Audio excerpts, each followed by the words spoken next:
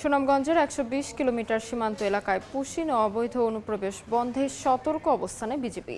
সীমান্তের ডলুরা এলাকায় আছে সহকর্মী হিমাদ্রি শেখর ভদ্র। সরাসরি যুক্ত হচ্ছি তার সঙ্গে। হিমাদ্রি,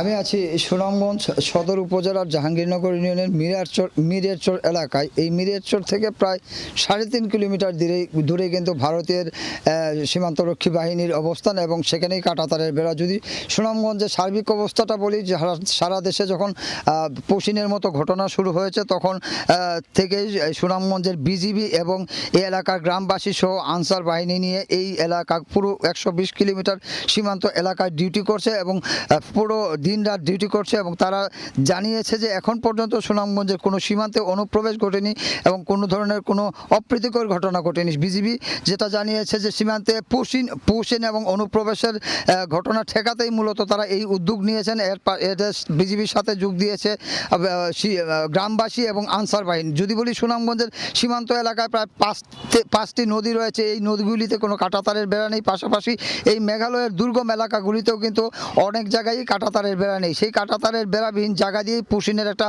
সম্ভাবনা রয়েছে। সেই সম্ভাবনা থেকে কিন্তু এই অতিরিক্ত সতর্কতামূলক ব্যবস্থা নিয়েছেন এবং বিজিবি সর্বাত্মকভাবে পুশিন রোধ করতে একটা কার্যকর পদক্ষেপ নিচ্ছেন এবং বিজিবি সদস্যরা প্রত্যেক দিনই কিন্তু পালা বদল করে ডিউটি করছেন। এবং এই বিজিবি বিজিবি জানিয়েছে যে সুনামগঞ্জের তিনটি জেলায়, অর্থাৎ কিছু ১২০ কিলোমিটার সীমান্ত 3টি জেলায়, সিলেট, নেত্রকোনা এবং সুনামগঞ্জ অধীনে আন্ডারে। এর মধ্যে সুনামগঞ্জের ৯০ কিলোমিটার সীমান্ত রয়েছে এবং সুনামগঞ্জের ৯০ কিলোমিটার সীমান্ত কিন্তু ২৮ ব্যাটালিয়নের অধীনে ১৯টি বিওপি সেখানে কাজ করছে এবং ১৯টি বিওপিতেই এখন অতিরিক্ত সতর্কতা এবং টহল জোরদার করা হয়েছে। তারা দিনরাত টহল দিচ্ছে। তো এই ছিল সুনামগঞ্জের সীমান্ত এলাকা থেকে সীমান্তের পুশিন এবং অনুপ্রবেশের বন্ধে বিজিবির কার্যকর পদক্ষেপের খবর।